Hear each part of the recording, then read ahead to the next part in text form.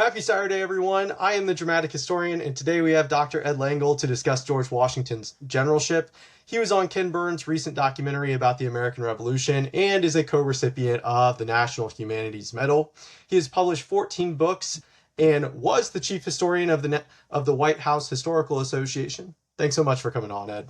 Great to be here.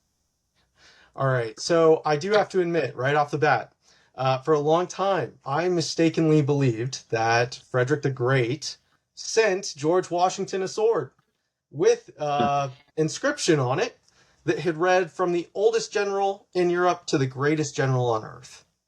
I made two mistakes. The first being that the quote was never even said, the sword was never sent. And the second, that I assumed that George Washington was somehow a better tactician than Frederick the Great. And I don't want to brush aside my own ignorance, but I think part of the reason why I mistakenly believed this quote for so many years was because how people remembered George Washington.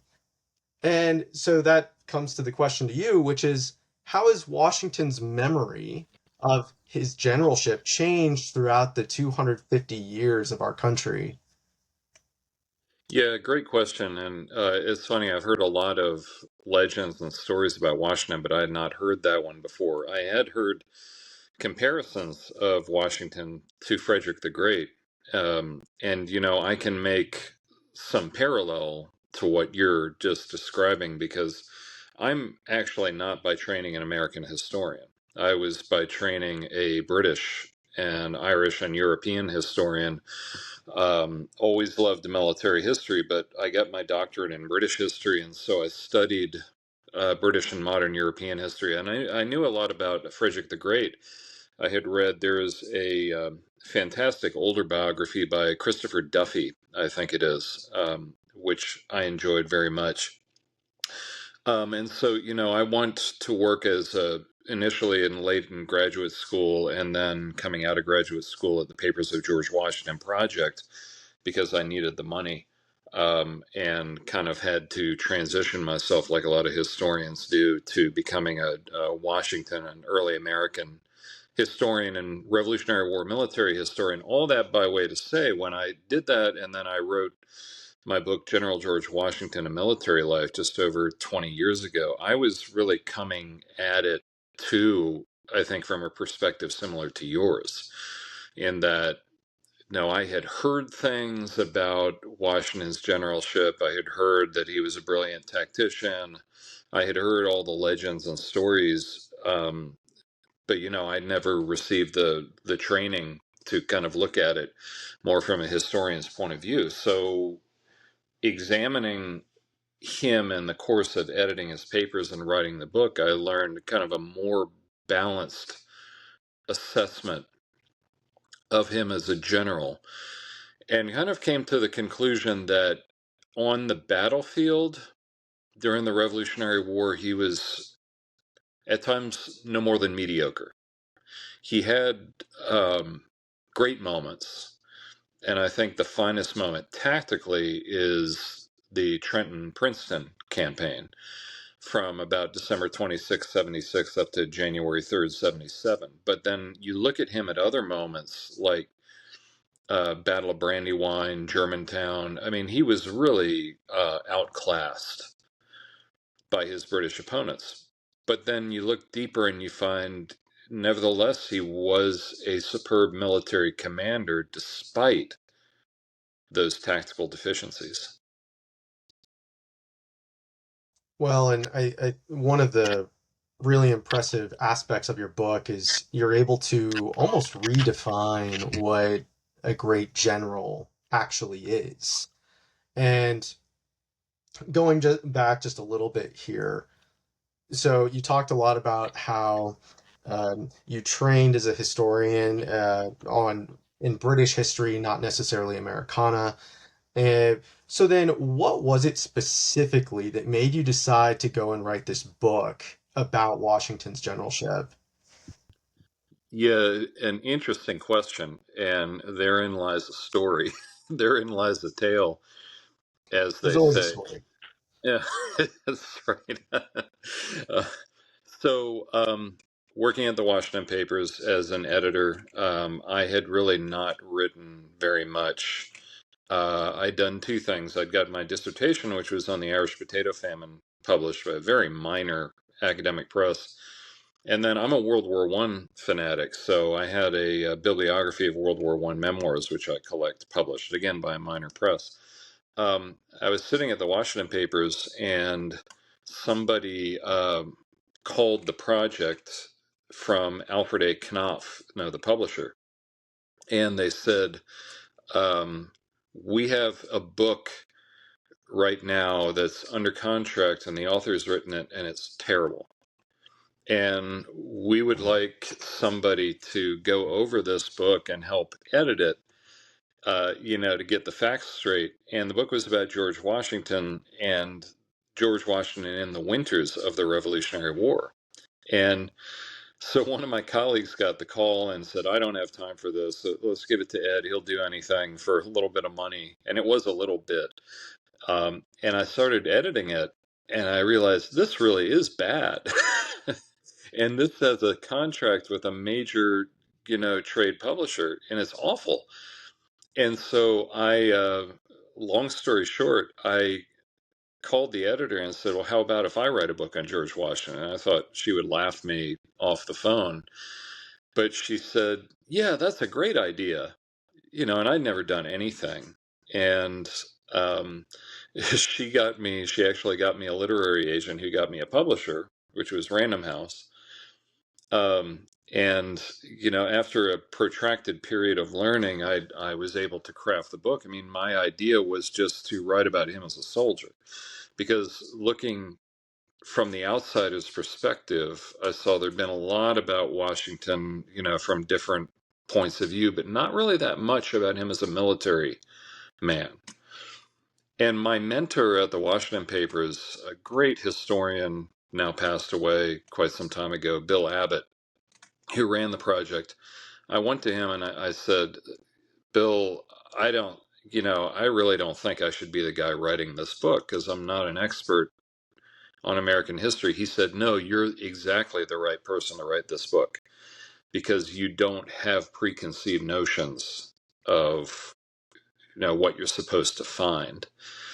And it turned out, the book was very successful, and I'm still very proud of it, although my view has evolved somewhat in the years since then. But, that's a long story short. I just thought that looking at him solely in the lens, and there's another thing. I was partly inspired to write that by Duffy's work.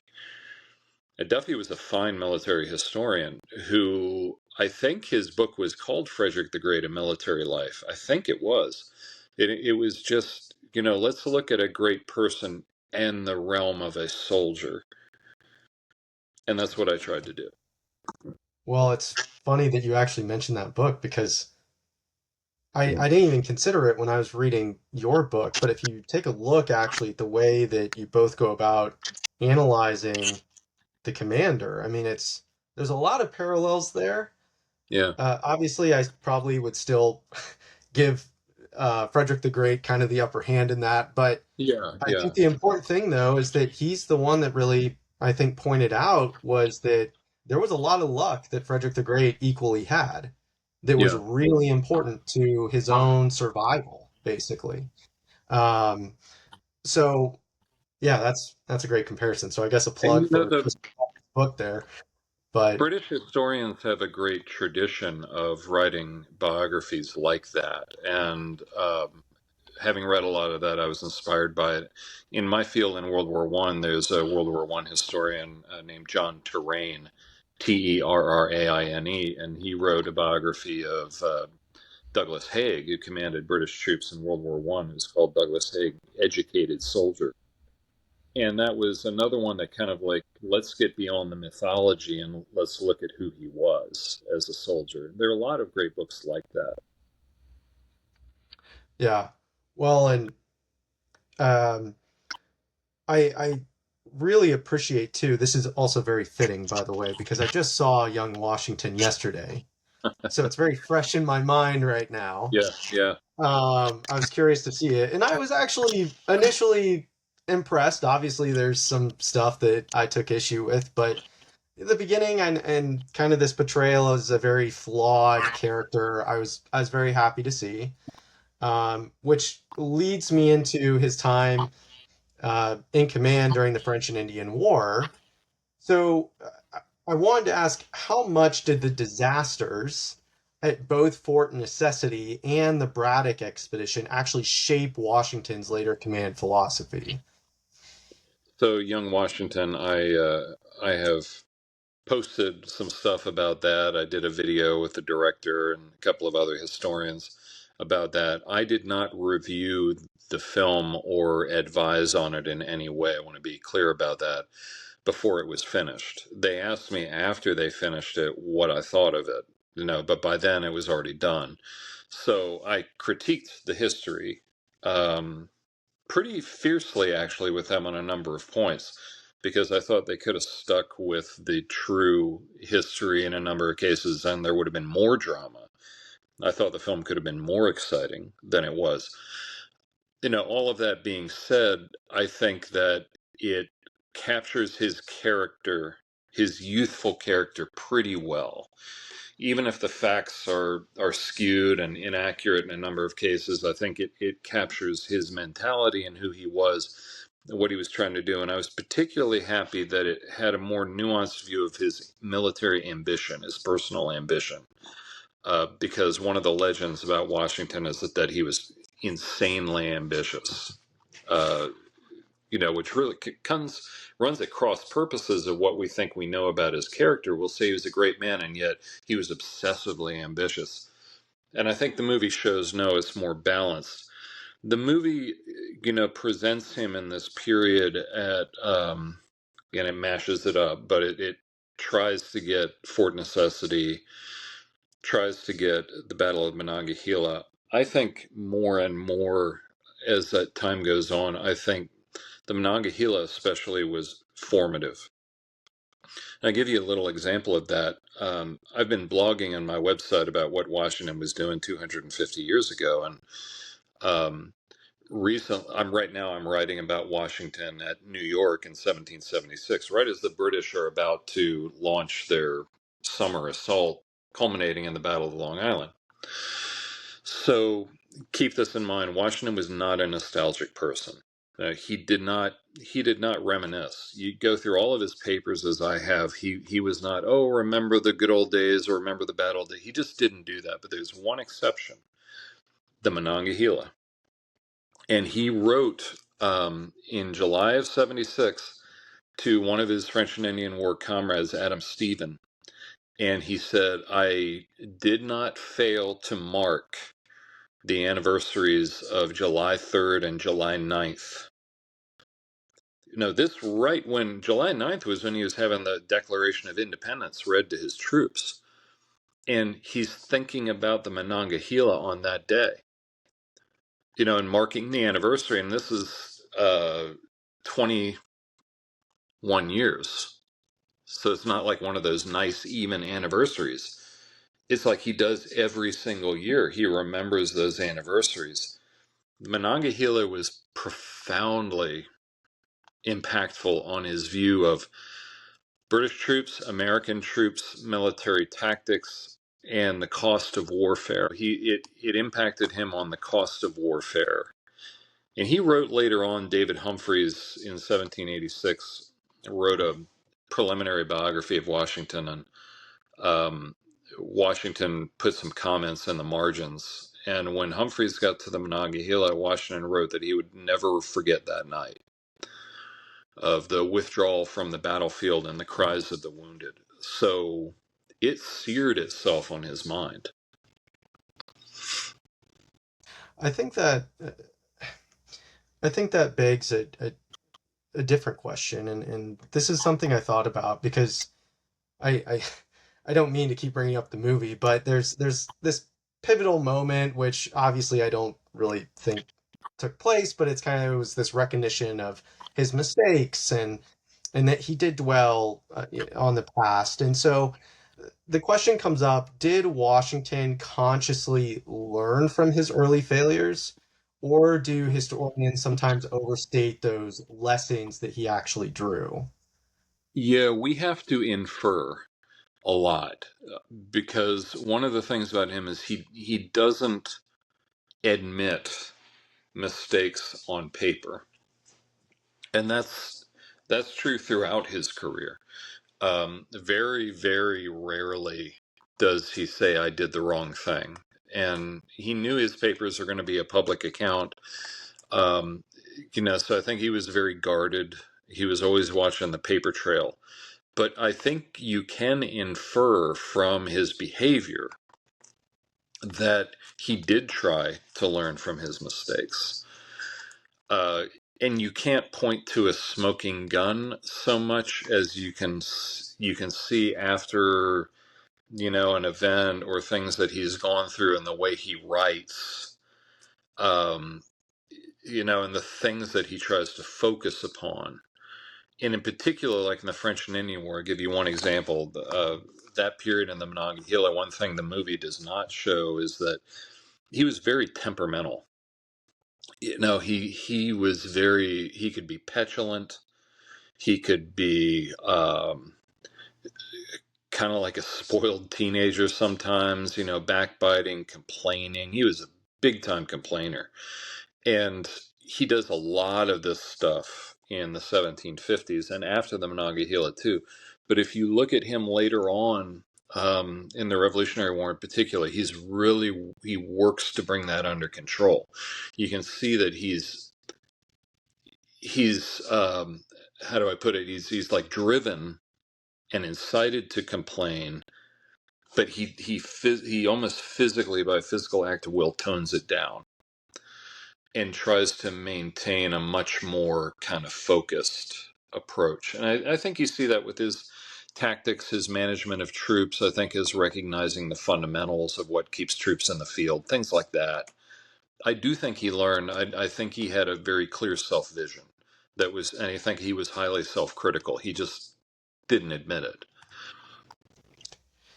Do you think part of that actually came from this was not a question that I initially wrote down, but do you think part of that temperament or suppressing that temperament comes from the fact that there was a lot more at risk during the American Revolution, especially his command, and compared to guys like Gates and Charles Lee?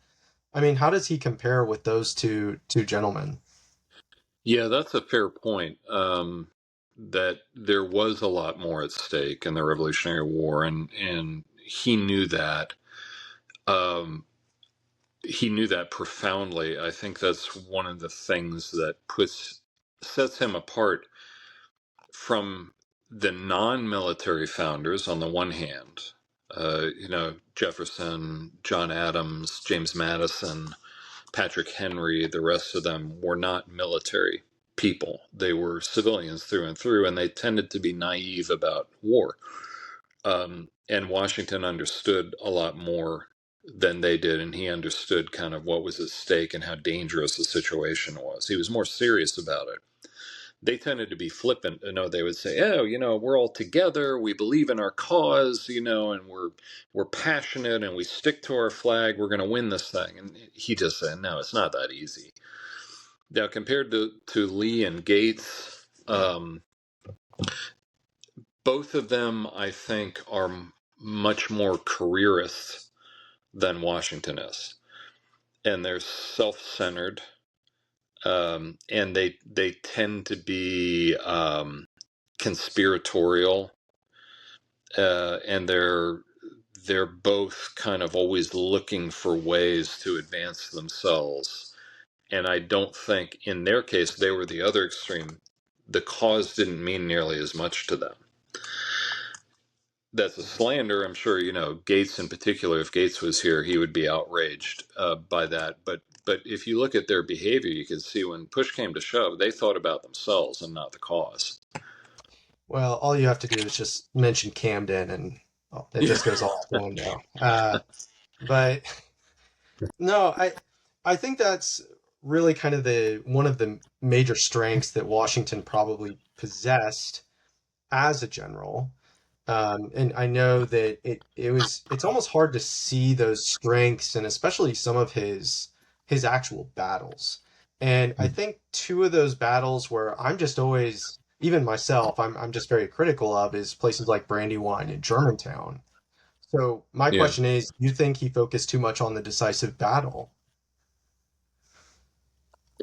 Well, I mean, Brandywine is, I think, his worst battlefield performance of the Revolutionary War. Um, and for me, the unforgivable part, he put his army at risk, which I think flies in the face of the whole Fabian warrior mythology, which we can talk about if you want. He put his whole army at risk in a flawed position, and he allowed himself to be as the person who was holding that ground and had had every opportunity to reconnoiter that ground. He knew that ground less well than his enemy who was advancing onto the field for the first time. And that is I think, a profound indictment of his generalship, that many other generals could have been relieved of command for that. Obviously, I'm not saying he should have been, and I'm glad he wasn't, but he could have been for that alone.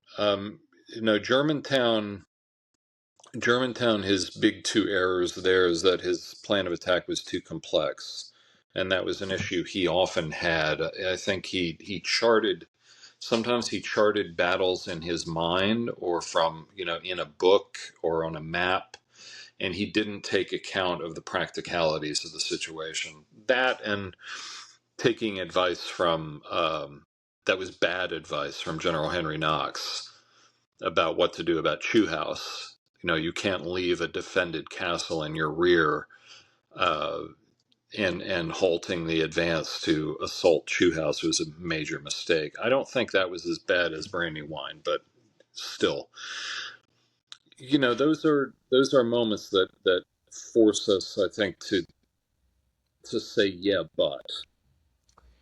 Well, there's certainly some similarities between Brandywine and even the defense of New York, where you almost have this humorous, or I mean, somewhat dark humor, I suppose, but where you have the replacement of various generals who knew less and less about the terrain with each new replacement. Yeah. And between Greene to Sullivan, and then I believe it was Putnam that finally held command. Yeah. Um, but why do you think, what were some of the strengths then at New York the limited strengths that Washington did possess or showcase? It's a very interesting moment. Very interesting, and it hasn't been studied nearly enough.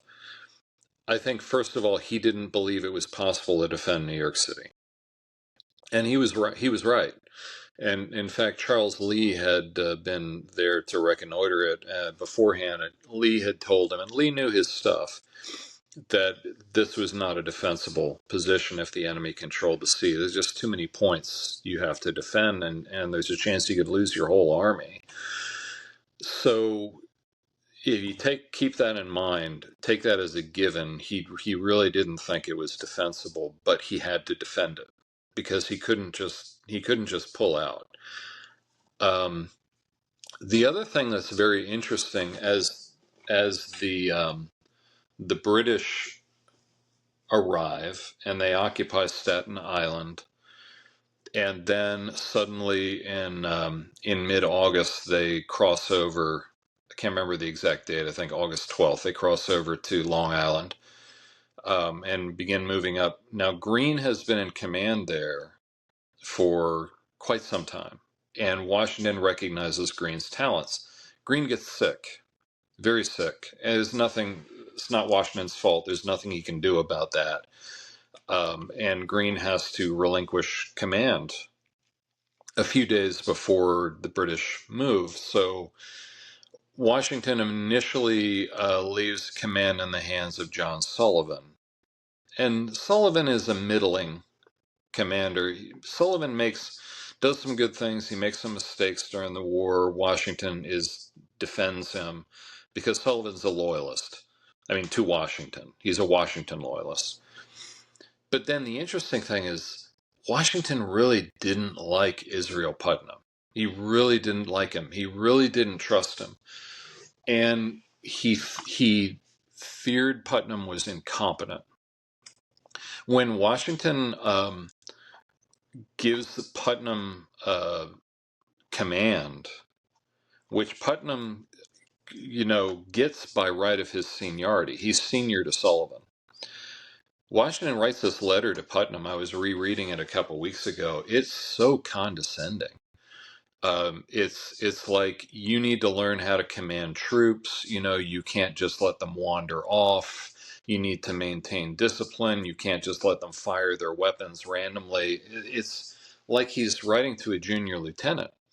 I think he was putting on record, like, I didn't think he could do it, but I had to put him in command because of his seniority and because he was from Connecticut. And he's a hero in Connecticut, and Washington really, really needs Connecticut support at that moment. He's in constant correspondence with Governor Jonathan Trumbull of Connecticut, begging for powder, begging for militia reinforcements. Of course, Connecticut's right across the Sound from Long Island. He has to have Connecticut in his corner. He knows Putnam is incompetent, which he is.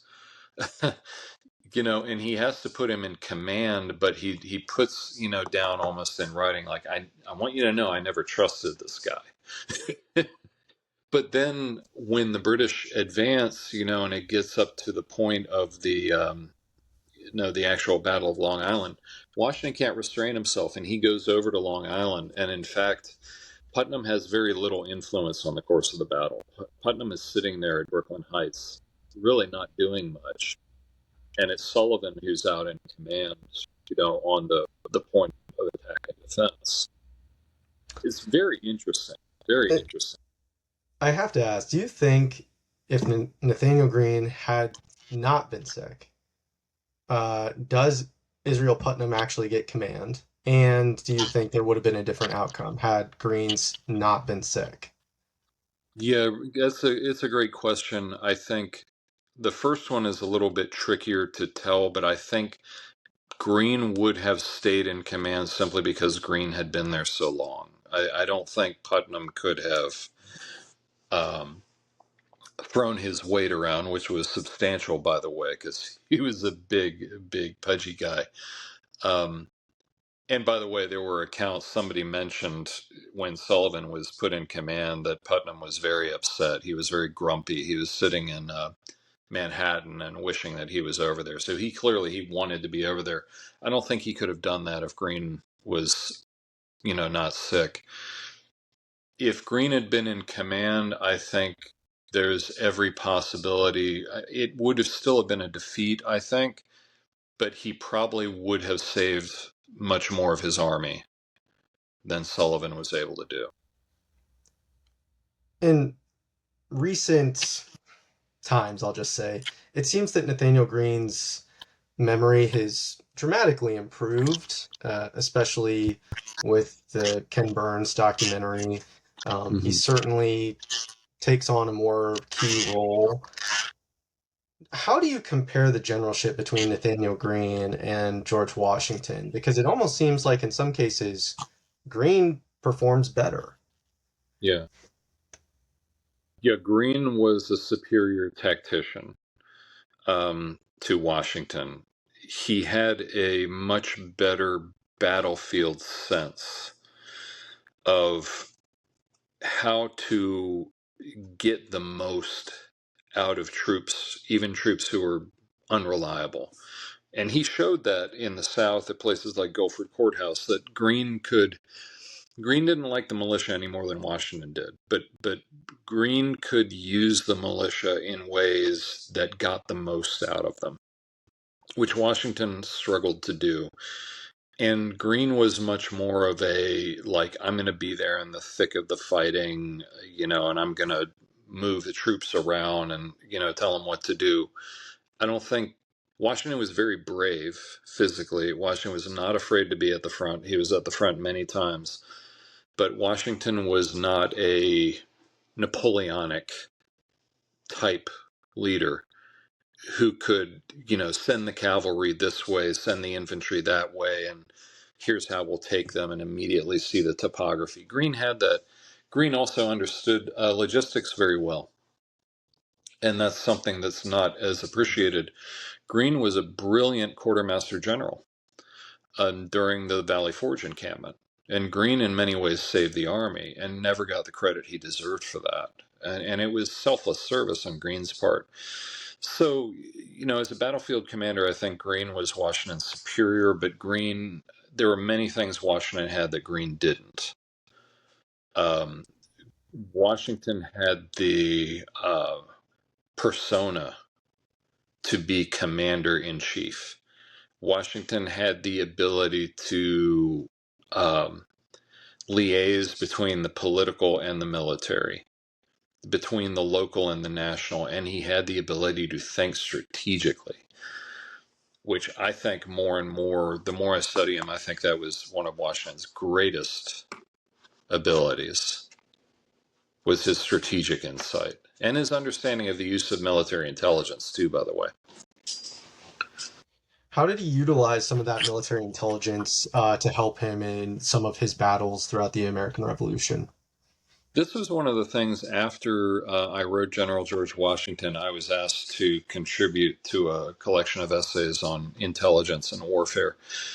And I was asked to do one on the Revolutionary War. And it was interesting. If you look, all you have to do, make a comparison.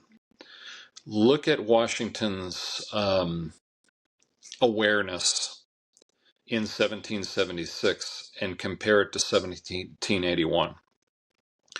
In 1776, he does not comprehend mentally his own army, its strength, its armament, its capabilities, its deployments, its all of the different things. He wants to, but he doesn't. So, because there are two sides of intelligence, there's internal and external intelligence. You have to know your own force before you know the enemy's force. He also was not generally aware of the British.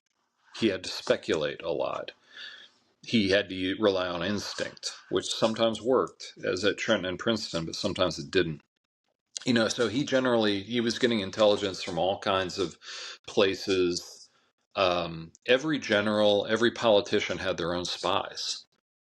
I mean, that's literally true. They'd recruit their own spies and they'd send them out, and then they'd get, oh, I heard this, and they'd send the information to Washington. He'd have no idea, like, is this reliable or not? He had to guess.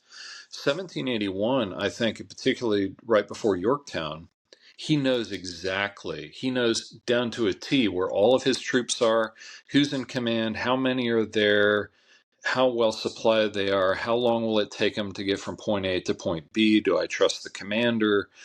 Are the troops tired? Have they received enough powder? Whatever, all that stuff. He also knows where the British are. He knows where the French are. And he can make a snap decision on the basis of sound intelligence.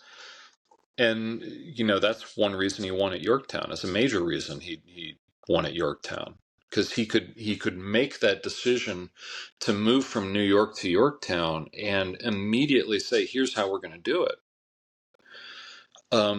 And how did he do that? I mean, it's a long story. I think it gets well beyond all the spies, this kind of stuff, like in Turn, they were sneaking around doing this stuff. It was a Herculean intellectual effort and a organizational ability, a mental organizational ability that said, here's how we need to create a system. Here's what we need to know. Here are the people who need to be in charge. Here's how we're going to do it. It takes him years, but he does it. I think it's probably one of the most underappreciated aspects of his generalship. And if there's any similarity between great commanders of history, it always seems that they have a very good system of intelligence. Yeah. There was a book by Hugh Davies, I believe it was about the genius of the Duke of Wellington. And it was a Yeah. very good book, but basically it listed one of the pillars as intelligence. Yeah. And this was something that a lot of generals created, designed. Ulysses Grant in the Civil War had it. But how did this translate, though, in relation to the morale of George Washington's men, knowing he knew how much supplies that they actually had? Yeah, this is an argument I made in General George Washington that I continue to stick by, and I think even more so as time goes by, is that he instinctively understood the soldier's mind. He understood their priorities, and he could be grumpy about it. He wrote, like, in the fall of '76 after Long Island, he said interest is the governing principle of mankind, and he gripes about the troops. There are a number of letters he wrote in '76 that are, if the an American general wrote those today, and if it got out into the media, it would be a scandal, because he makes these remarks about American troops, not just militia, but Americans, where he says, I'm not sure they're able to stick. I'm not sure they're able to fight, and my men failed me. He'll say that a number of times.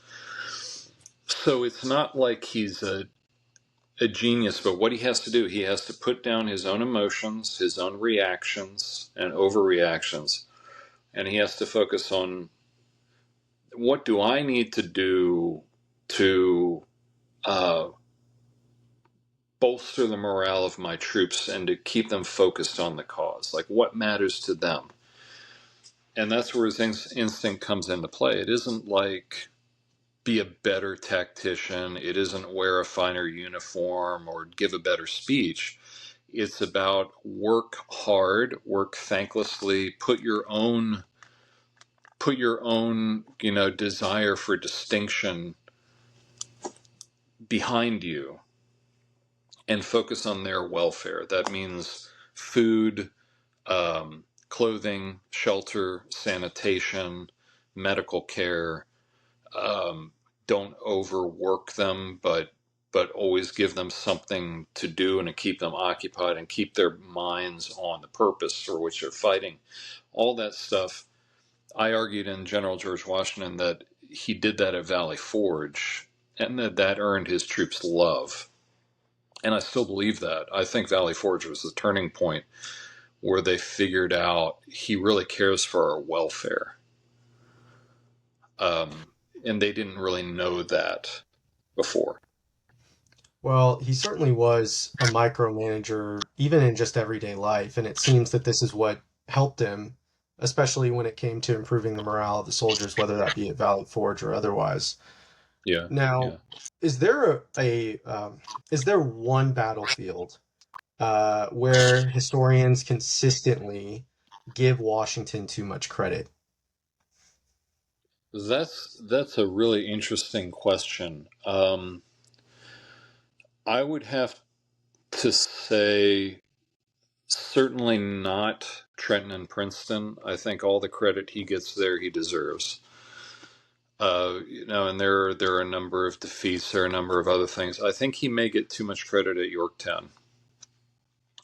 Yorktown was a coalition victory. It was an all arms victory, and it was also a British defeat. That was Cornwallis's defeat, I think, every bit as much, if not more so, than it was Washington's victory. Because I think Cornwallis was simply depressed and exhausted. I think Cornwallis's morale was shot, partly because of what he had gone through in the South at Nathaniel Greene's hands. In the whole course of the war, I think Cornwallis was exhausted, mentally exhausted, and demoralized. He made a whole series of bad decisions. The French made a lot of good decisions. And I always say, like, something that never happens in history. It sounds like you're well read in military history. One thing that never ever happens is the French never inflict a naval defeat on the British, except this one time, the Battle of the Capes. And a lot of it is serendipity. even more than skill, but the French defeat the British at sea. That just doesn't happen. And had it not been for that, Yorktown would not have happened. The surrender would not have happened. Right. Well, and obviously Rochambeau had a huge Yeah. part to play in that, and a lot of that I think is also kind of overlooked a little bit. Yeah. Yeah. Um, but nevertheless, still a very decisive victory. But I think it does beg the question, though, of was Cornwallis a better battlefield commander than that of Washington? Yeah, no, first of all, let's say about Yorktown. Yorktown was Washington's victory insofar as it was a strategic victory. Yorktown was an example of Washington's strategic thinking, um, getting him into a position where he could achieve a great victory. Now, on Cornwallis um, was actually a very interesting individual, very accomplished, very admirable, and in fact, after the Revolutionary War, his career really takes off. He's a superb governor of India and does a lot of good things with the British military, and was a man of many parts and much intelligence. But Cornwallis gets thrashed a number of times in the Revolutionary War. Cornwallis's behavior during the Princeton campaign, in particular, Cornwallis was embarrassed. He was humiliated by Washington there. And then on a number of occasions later on, Cornwallis really mismanaged his troops. He mishandles the North Carolina campaign, and then mishandles Yorktown, as I just mentioned. So I think Cornwallis had a reputation as being a great battlefield commander. I think, but he was not. I think with one exception, Howe was scarred by Bunker Hill, and he was also limited by his own desire for reconciliation with the Americans. If Howe had been able to get past that and be more ruthless, Howe was probably the best commander the British had.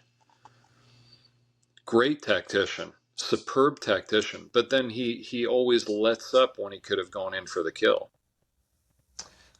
Well, it seems that Washington always struggled the most against Howe, so that Yeah, makes yeah, he did. perfect sense there. So then,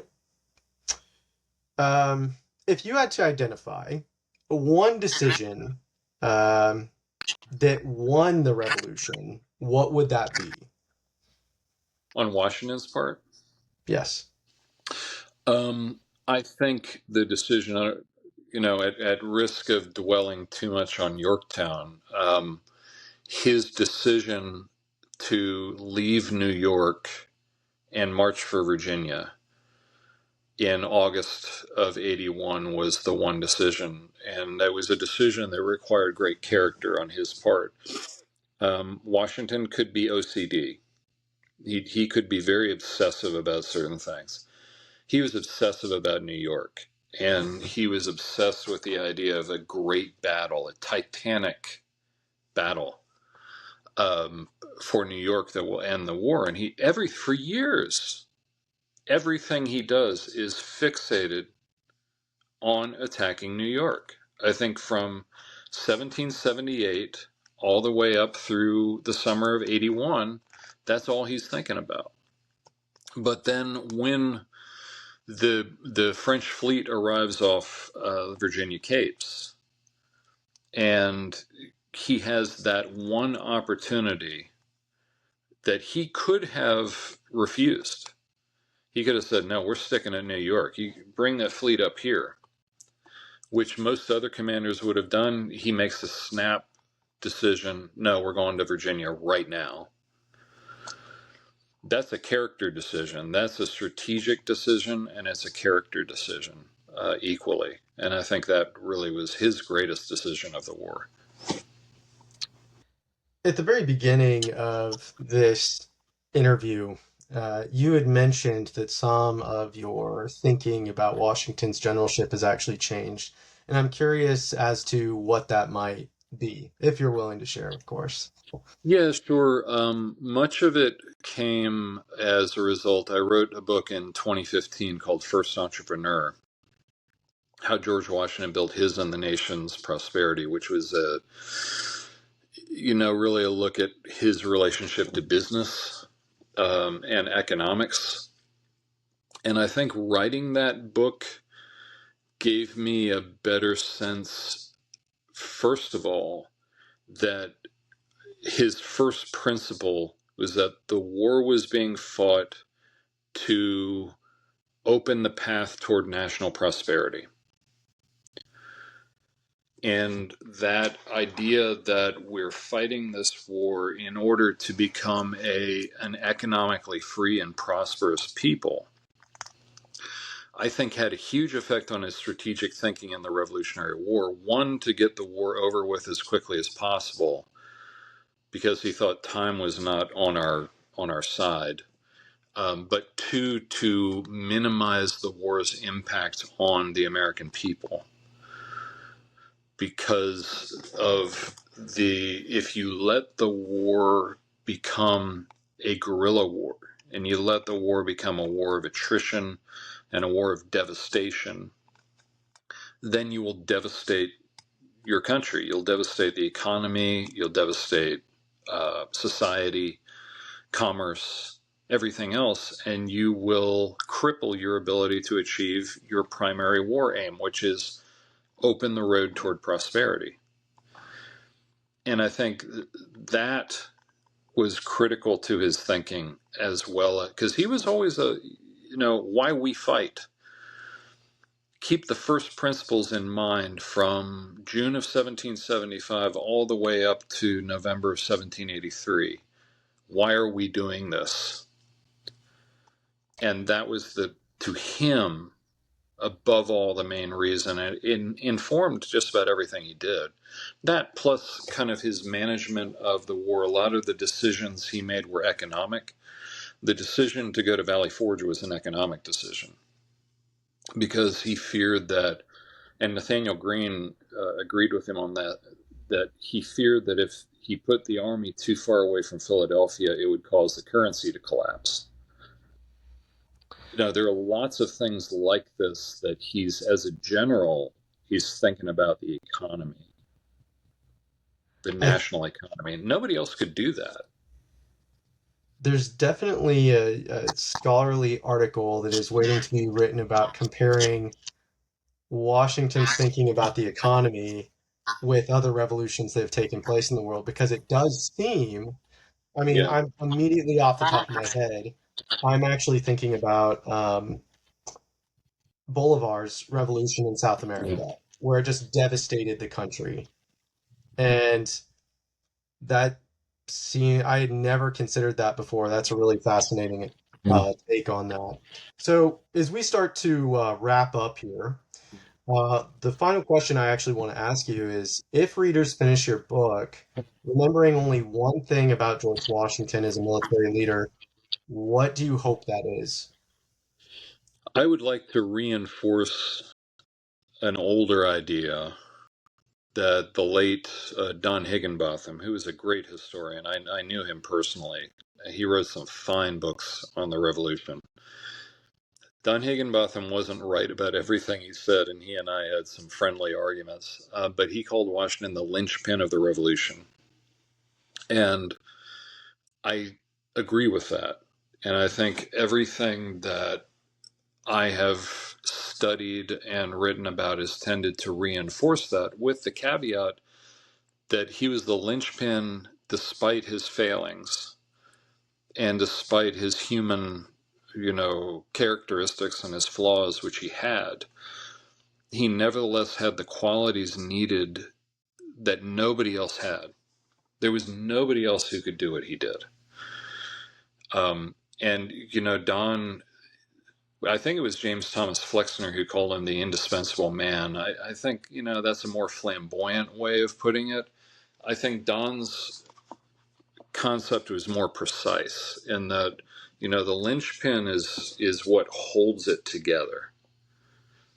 is the one thing that is the glue, that is the hook that that maintains the strength and the unity of the whole war effort. And that was one individual. There was nobody else who could do that. You can look far and wide, and I've been asked that question many times, and I've asked that question many times. There was nobody else who could do that. You can look all over, not just the possibles, but the impossibles. What if you had godly powers, and you could go back to 1775 and let's find somebody who can do this better, right? Let's pluck somebody out and put them there. Good luck. You're not going to find anybody. Well, and if you look at all the other generals or leaders at the time, it seems like they have their moments and they're in certain places at the right times. You have the French, you have the Spanish who are helping prop up the revolution, but I think you're exactly right that without Washington, you don't have a revolution. Yeah. And I think that's exactly right. I kind of weirdly enough, your comments about his connection to politics really resonated with me. It made me think of Dwight Eisenhower of all people. I'm sure he probably was a Yeah. bit more even tempered than Washington, but nevertheless still important. Well, Uh, so I make the comparison to Eisenhower frequently, as well as to Grant.